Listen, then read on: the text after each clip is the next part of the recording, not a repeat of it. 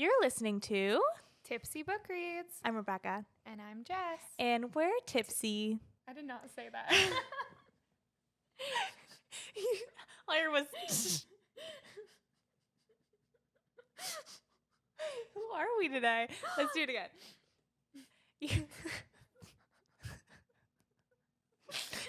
Spaghetti in my teeth. No. Okay. We got to keep that whole thing in. You're listening to... It's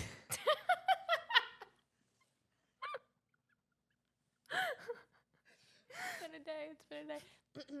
You're listening to Tipsy Book Reads. I'm Rebecca. And I'm Jess. And we're tipsy. Too many books on my TBR. Too many books on my TBR. Yeah. This podcast is like a book club for the antisocial. We make a drink inspired by the book we read and talk crap about life and fictional characters. We really hope you listen and drink along. Side effects of listening to this podcast may include reading vivaciously, extreme bouts of laughter, tipsiness from craft cocktails, talking shit about life and fictional characters. Listen at your own risk. Just a warning, this podcast is explicit. We are all over 21 and there are spoilers. We warned ya. Hi, Jess. Hi. We're laughing because if we don't laugh, we'll cry. We'll cry. This is our second time recording this episode. That's right. We recorded an entire episode without actually recording On the soundboard, so we're doing well. That's okay. But happy Halloween. Happy Halloween. It's officially spooky season. So for all of spooky season, we are going to be dressing up. Do you want to tell us what you are? Yes, my dress is from the Princess and the... Scoundrel. Thank you. I was like, the frog? I know. That's where my head went too. The Scoundrel, it's the Han Solo and Princess Leia book. It is so good. Go read it if you're a Star Wars fan. Anyways, this is her wedding dress. I went back to my roots, and I am Junie B. Jones. If you can't see it, I got a little purple skirt on. We'll take a picture. Yeah. I didn't even think to do that. We'll take a picture. Yeah, for sure. But yeah, so this is our costume one, and we surprised. So we're not going to know what each other's costumes are for each episode, and we'll make sure I recorded you coming out. So next time we'll do it again. Gotcha. And yeah, then we'll have some behind the scenes to post too. But oh my gosh, I'm so happy it's spooky season. Me too. Yay. And we'll have our book fair soon. Yes, October 14th. If you want to dress up, you can. We're going to dress up in bookish tees probably. I don't know. With like a Halloween twist or something. We never decided. No. We'll decide. To be determined. We'll let you know. Anyways, we're in J.R. Dawson's world. Oh, yep. I have my cover on today, and it's beautiful. And I'm trying to remember what we actually talked about in the last episode and what we haven't talked about yet. But we have the cover on today, so you can actually see it. That's exciting. What you drinking? Oh, yeah. Florida Sunshine. So she drinks tangerines, right? Tangerines? Yeah. So I had to make it nice and citrusy. We did rum and lime juice and tangerine juice and simple syrup. Yeah. What was that orange bottle? It's like a tangerine, a citrus juice thing. Oh, okay. Yeah, it's good. Yeah, cheers. We already had one. Still just as refreshing, though. Yum, yum, yum. Ugh, adding that to my grocery list, that little sparkling. Although it's actually a Tangelo, which is apparently a cross between a tangerine and other citrus. Tangelo?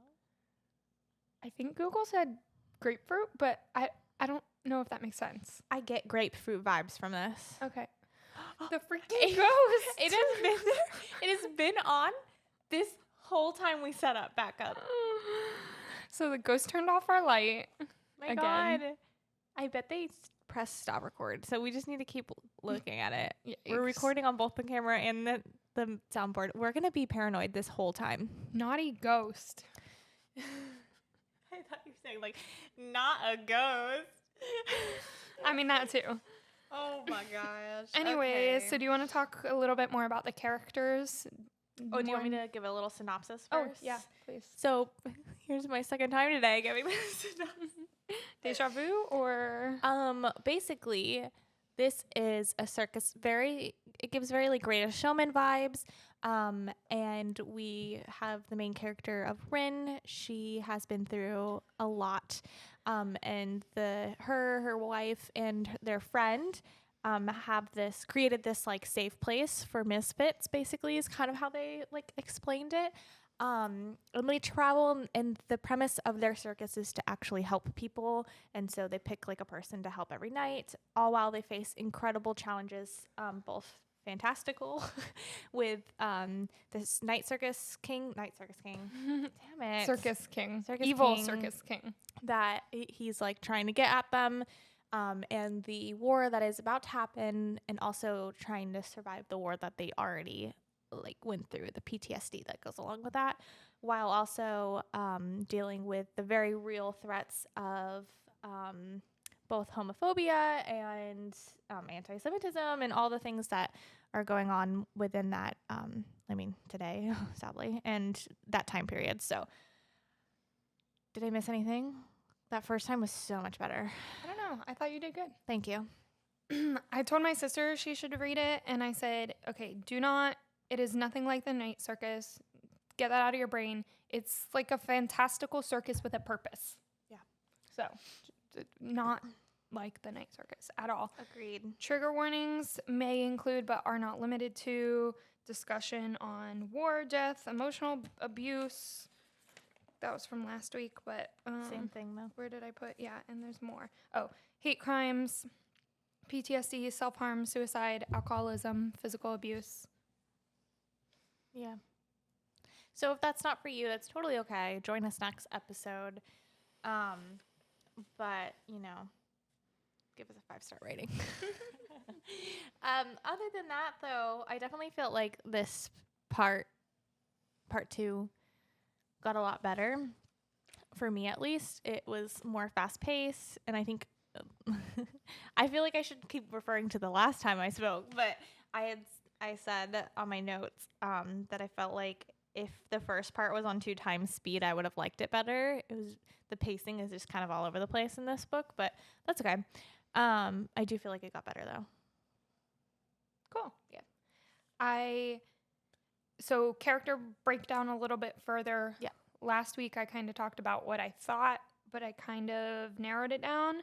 I think Rin is at Enneagram 3. I think Odette is a 1-wing 2. Mauve is a 6 or a 7, and I stand by Circus King is a 4. 100%. Which does not mean all 4s are bad, but he just like inhibits the bad qualities of a 4. Yeah. He's rough, man. He's rough. And it does refer to his circus as the Midnight Circus, I think, right? Stop. It does. And it's talking about like the evilness, but not like I don't think it's in like it's midnight being like scary. Well, then they should have did the haunting hour, 3 a.m. Yeah. The 3 a.m. circus. Yeah. Anytime I wake up and I look at my phone and it's 3 a.m., I'm like, what's happening? Go back to bed. Oh my gosh. But anyways, that's interesting. I do agree, I think, with those. And then I still don't have any Hogwarts houses. Yeah, me neither. Hogwarts. Favorite character? Mauve. That's how I read it in my head. Isn't that a color? Yeah, it's that. Like burgundy-ish? Literally this color. Yeah. It's my nails. Like a muted pink. Mm-hmm. I would say Odette is my favorite character. Totally fair. She's probably close to second for me. Love her. I mean, Rin is totally badass. I do like her, but I don't know. I just connected with Odette. Okay. Yeah, she literally is the only one that's like, maybe let's stop and think this through. These characters, man. Not just jumping headfirst into the deep end. Yikes. All right. Where would you like to start? At the very beginning. A very good place to start. We can just jump right into our notes. Our scattered thoughts. Yeah. That are brought to you by Fern and Fable. That's pretty good, right? Yeah. Okay. Take it away. Fern and Fable is a bookstore in Ormond Beach. And they have some great stuff there. Lots of good bookish merch also. So go to check them out. They are wonderful. And we'll have a little shelf there with all of our reads that we've done on the podcast and ones that we are currently reading. And she has in stock the ones that we'll be reading for the rest of the year. So yeah. And she also has a banned books bookshelf and some secondhand books as well as new books, a kids section. It's a super awesome store. So go check it out. Yes, definitely. So scattered thoughts. Okay. I loved when she talked about the absence of love being like waiting for someone to come home when they're not going to. Mm-hmm. And she said it's not hate, it's not, she used a couple different comparisons, but I love that. And I think that that connects later when Edward is talking about how he loves her. And we can see that it's not love. That is not, whatever he has for her is not love. Obsession, yes, maybe. I would say obsession. But that is not love. So I think that it's a point that she makes throughout, talking about what love really is and what it looks like versus what it doesn't. And I think she has some powerful quotes about that. Yeah, that one that you just mentioned is definitely powerful. She has a lot of good quotes throughout this rest of this part. I think I had a lot of highlights and underlines. Yeah, some powerful quotes about some like big emotions and things and important topics. Big emotions are hard. That's true. So her being able to freeze time. Dude, that's so crazy. I wish I could freeze time. Right? And then I can get all my like to-do list done and then have the rest of the day to just hang out. Oh my God. Absolutely. Kidding? Amazing. I instantly knew something bad was going to happen though. That was like set me on edge. Yeah, because when we first see it, it's so quick that you're almost like, was that what just happened? Where you're like, okay, I'm gonna maybe put a little star here just to see where this came from, because she doesn't even know what happened. She's like, what just happened? Yeah, yeah, for sure. But in that whole scene following, I was so happy to finally get like just some connection between Ren and Odette and that date that they planned. Oh my God, it was so cute. But it just had like impending doom hanging over it. And it definitely outshined what was happening in this scene, because you're just like, oh my gosh, what's going to happen? Like something bad is all over this. Yeah. And it was. It was. R.I.P. Bernard. Yeah, that's so sad. That was so sad. I loved and hated how Rin feels the need to protect everyone, right? And the one time she finally lets go and allows herself to have fun, and she's not there to protect everyone, and that's of course when shit goes down and someone dies, and it goes into her, like, it's not her fault at all, but it goes into her like guilt, deep within her guilt of, and her responsibility, like she feels that it's her responsibility and all of this stuff. And I thought that the writing of that was really intense. Yeah. Yeah, that was rough. The whole looping and everything that followed, and Bernard just saying like, oh, I have to do this, I have to do this, which, why again did that really have to happen? How did that connect in the future? Of him dying? Yeah. Well, they found out that if he didn't die, I think he sacrificed himself so everyone could get into the bunker. And they looked, and if he didn't die, bunch more people would die. Because they said it was like the least amount of death or whatever. That's what it was. Okay. I forgot what it was. Like not a good option, but the best option they had. So Bernard like chose to sacrifice himself for the safety of the rest of the circus. Which is so sad. Yeah, so because he did get a shot into Edward, so I think he probably like blocked the door and fought him off until they could get inside the bunker and like lock it up. Oh. Dang, that's, I mean, not when Rin was looping back to him and kept trying to save him. And he was just like, I love you. It's not going to happen. You have to accept this. And that was probably the most sad. When he actually died, I was like, dang, rip. But then that scene, I was like, dang, this is real sad. It is sad. This whole book is sad. I need a happy read. If you guys want to comment some happy reads, just like, I don't know, Gilmore Girls vibes, something, let me know. When he said my little bear, I was like, I know. Dang. Did you have any other few things? Because I'm gonna, if not, I want to jump to my thoughts on the war and how she summed that up. Go for it. Okay. So basically, I still don't exactly know how I feel about how she ties up the war that's coming, right? Because the whole time they're spending the whole first part, they're trying to figure out, like, how do we solve this? How do we fix the war, which we know is not going to happen. But you're like, okay, so what are you going to do with that, you know? And it just kind of leaves off, like, I think I'm just unsatisfied. I don't know, because I still don't know which way I end. It kind of just doesn't really make sense where they have Joe and Kel and Charles. Oh my gosh. Go off to the farmhouse, and then they're just like, oh, do we like send, or I guess Ren is like, I'm gonna send them to the house before the war happens and all this stuff, and it's like, okay, that's how you're gonna tie that up. Like, it's just interesting. Yeah, I don't necessarily know that I love it either. She obviously couldn't stop the war because there's a historical fiction component to this, and she chose real historical events to put this book inside of. So her options were kind of limited because she obviously couldn't stop it, but then Joe was just like, oh, so you're giving up then?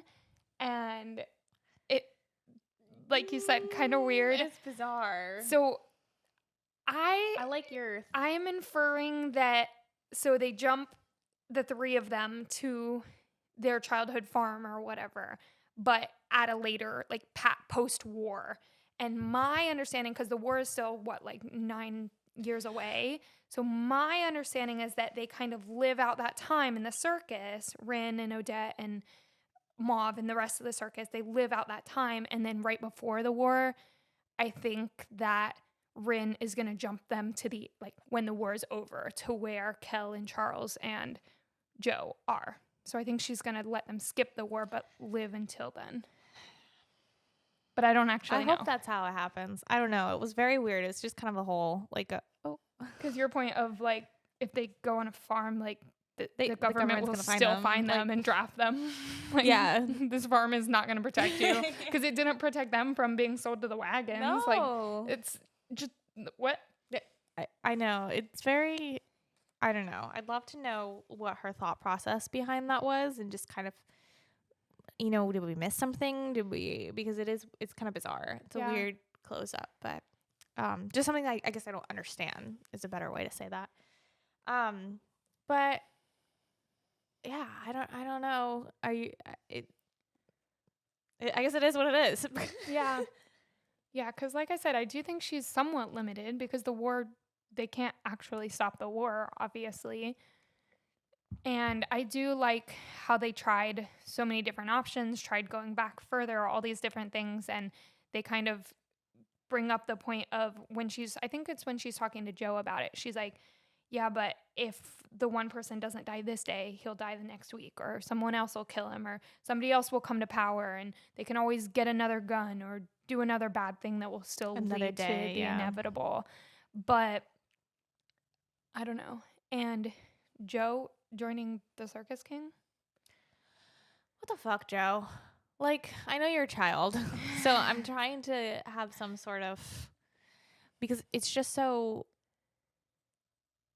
not thought out. Like, let me just go to the exact person that is, who I've been warned about not going to for very important reasons. And then, and obviously it goes horribly wrong, but I do love that gave us the opportunity to see that Rin was like a mother figure, like became a mother figure of when they obviously had to do their little trade-off and and she like blessed her. I thought that was so sweet and a really like healing moment for Rin too. Absolutely. So I do like how that played out, but my gosh, Joe, are you kidding? Yeah, there were parts of it that I really loved, but I think it just felt kind of rushed.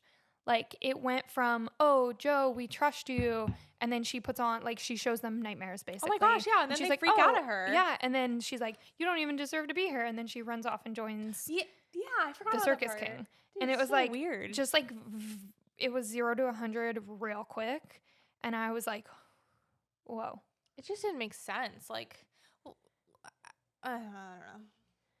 But I mean, like what she did show her was the literal bomb. Yeah, yeah. Or showed the whole circus, and that would be.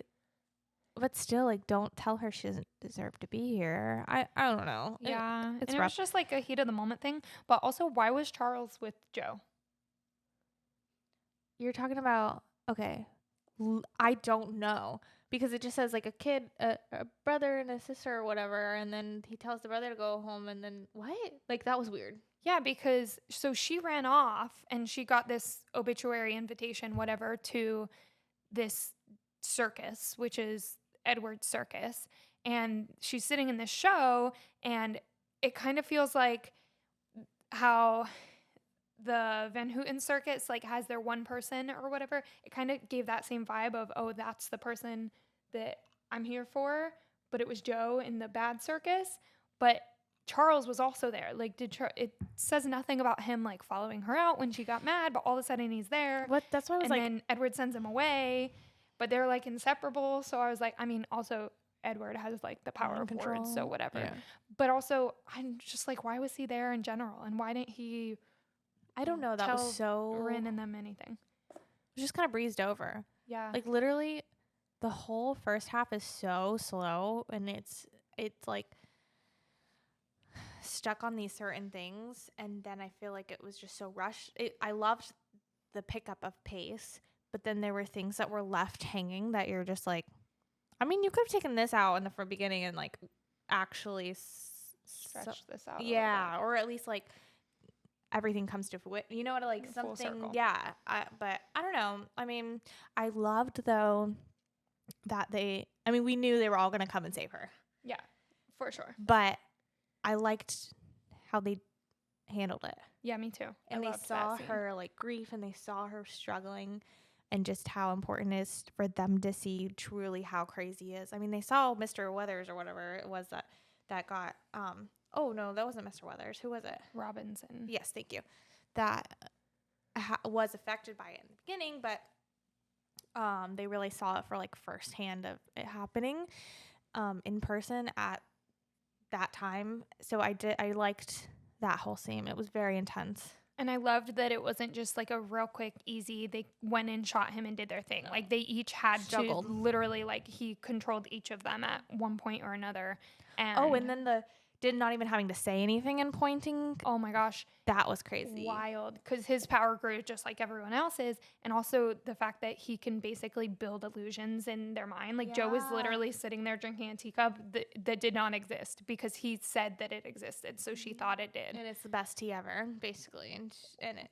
Just how she likes it. Yeah. What? Wild. Yeah. The whole thing, like he created this desk. Just come into my office. There's a desk and a chair right there. And that's what she saw.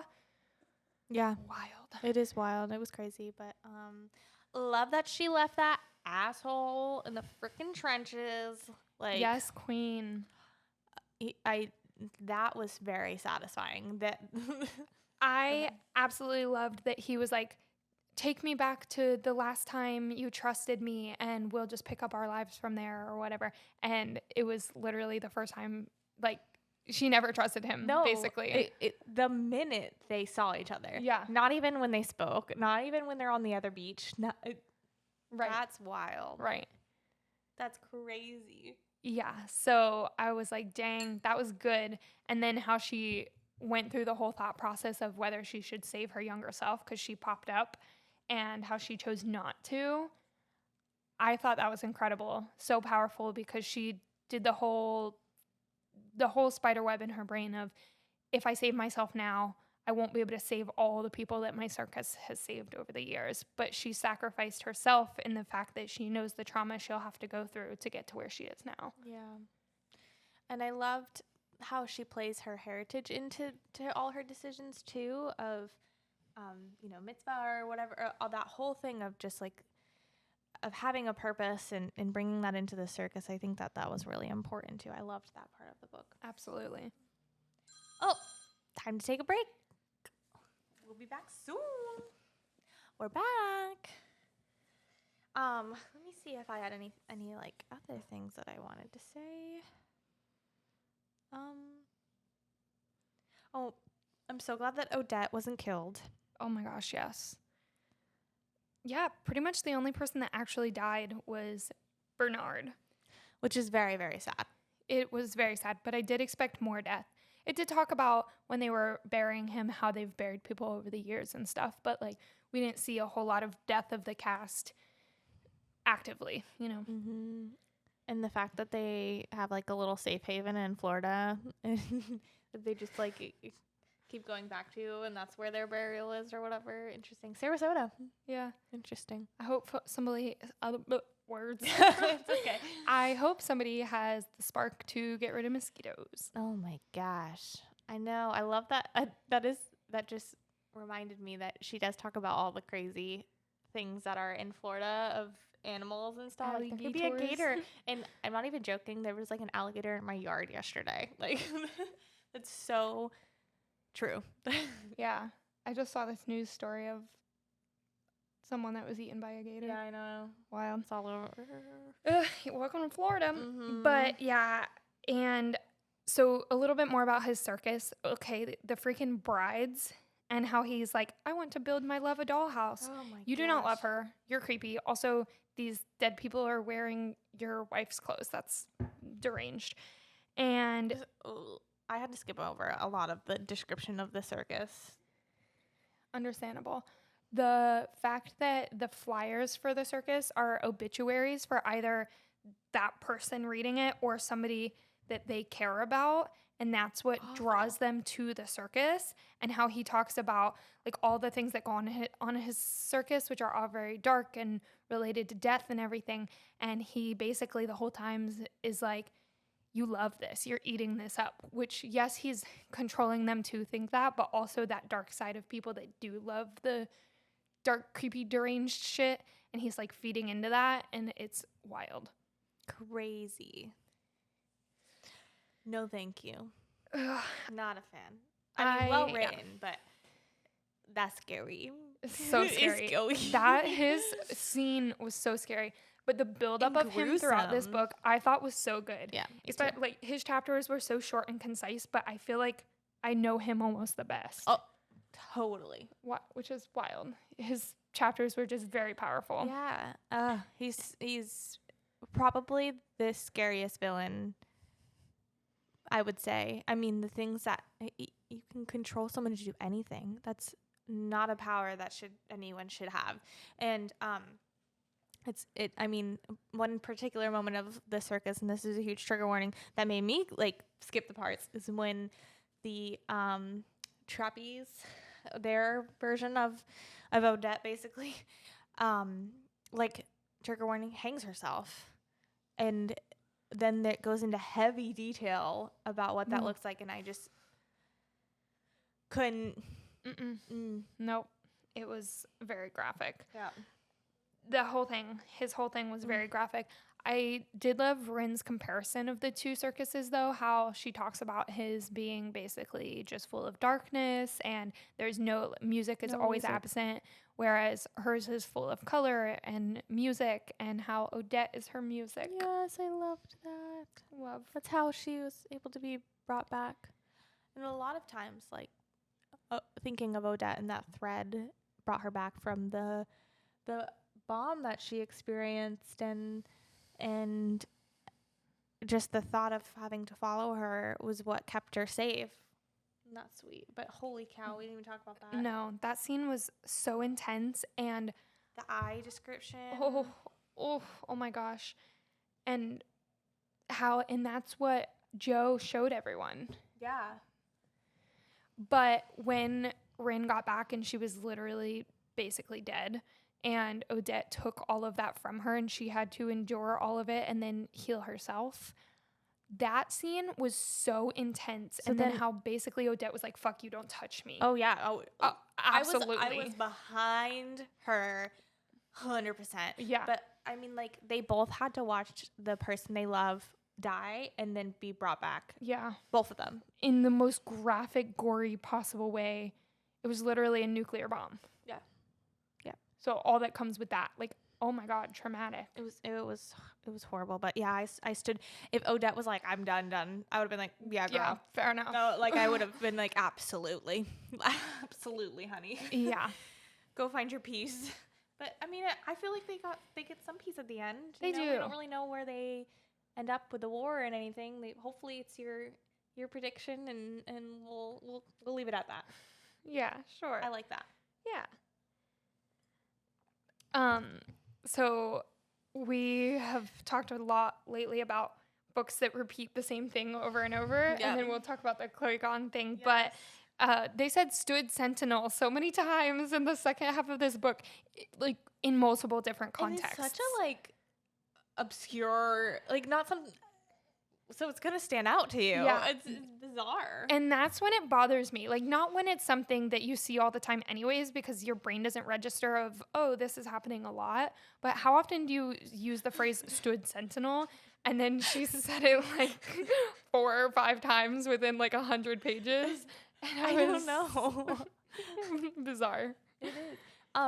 We got to go to a meet and greet with Chloe Gong, and a question that she answered, basically, she said that there was a certain, I think it was a description. It might have been a phrase, but that she had written like literally 5 times in one page, and her editors were like, maybe we should adjust this. And she's like, you're so kind. I'll just take all of them out. So I love to see the self-aware and yeah. But she was so nice. Yeah. Oh my gosh. Amazing. Ugh. Loved meeting her, and we got our book signed. Yay. But anyways, but I appreciated seeing that come up, you know? Yeah. In a real author. But yeah.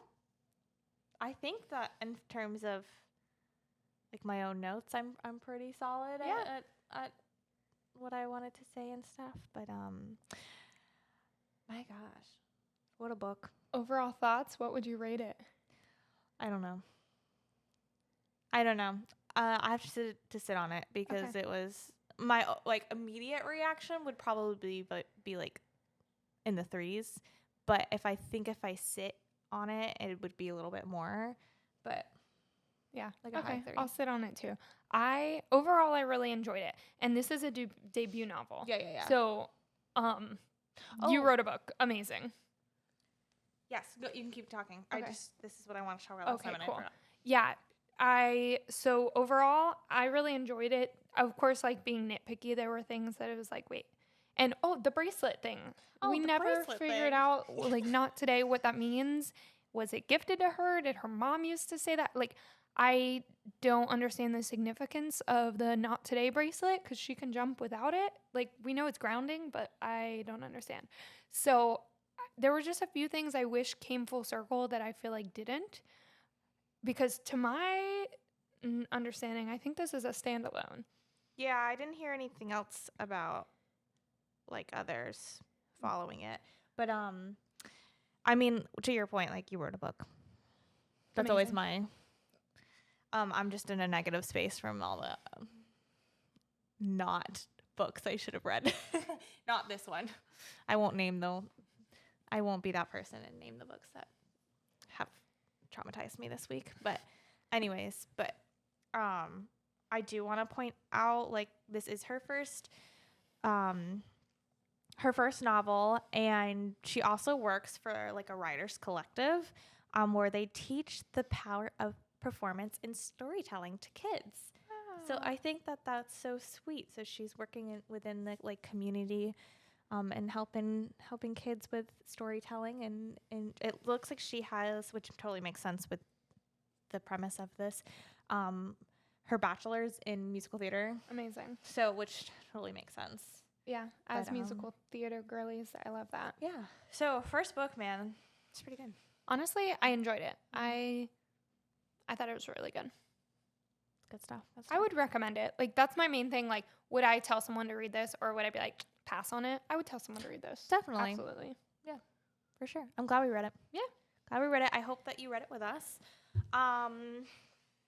What kept you up? Kept you home? Do you want to go first? Okay, sure.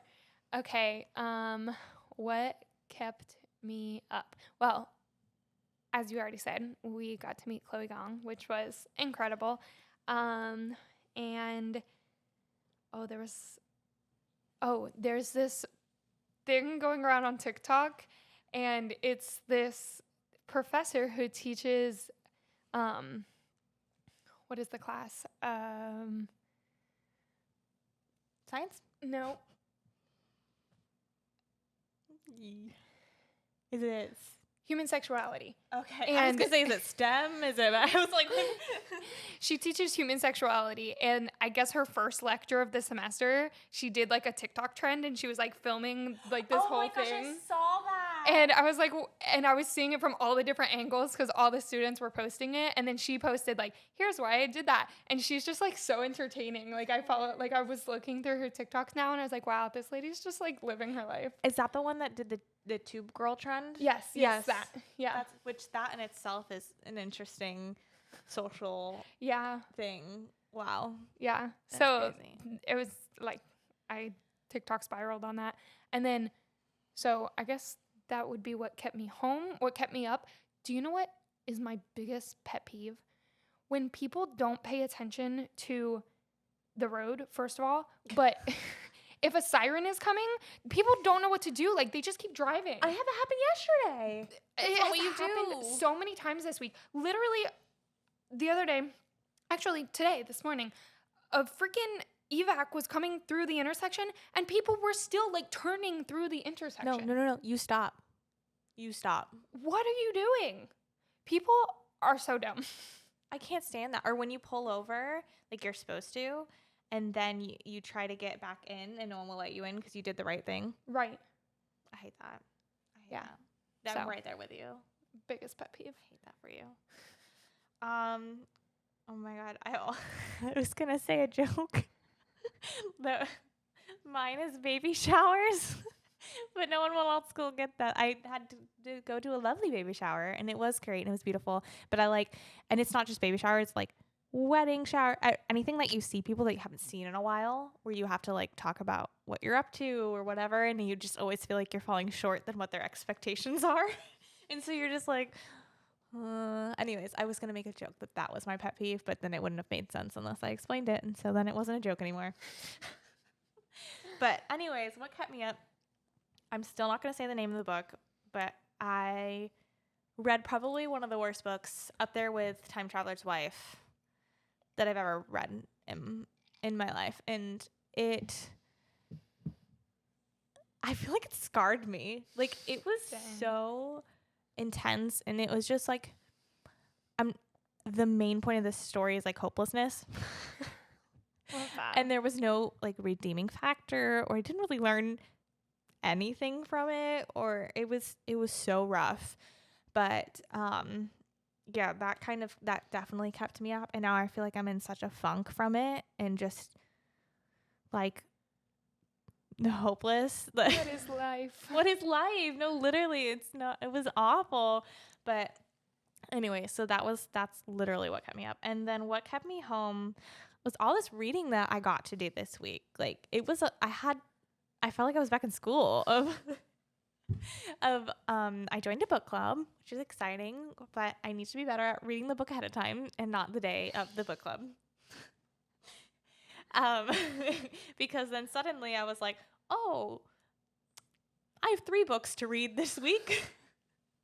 Let's figure out this and school, and work and all of this stuff. But anyway, so that's mine. It's a bad it's a good thing. Wait, it's a bad habit. It's a good problem to have, is too many books on my TBR. Yeah. which someone said that at the book club, and it made me so happy. Also, hi to all my book club friends if you're watching. Hi, welcome. Yeah. Nice. They all followed us. Yay. I was like, oh, every time it popped up, I was like, oh, I met you. The real MVPs. Yeah, I love that. sweet. Amazing. Anything else? I mean, yesterday was all about Travis and Taylor.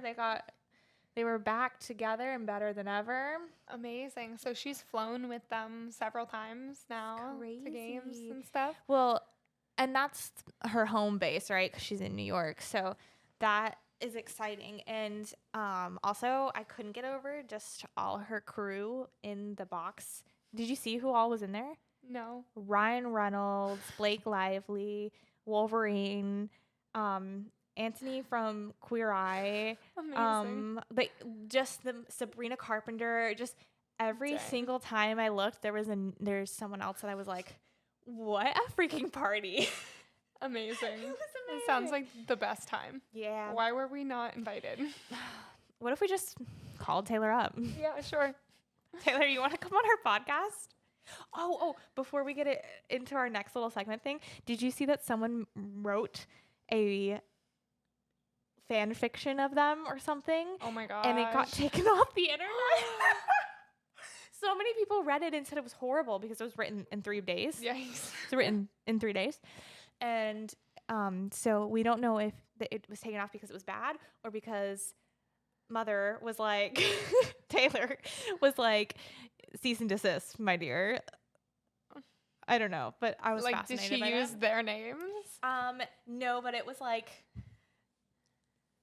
wickedly close. Like, I can't even think of what it is, but instead of Taylor, it's like another T. Taylor. Yeah. Very close. Yeah. So, anyways, a book that I'm excited about.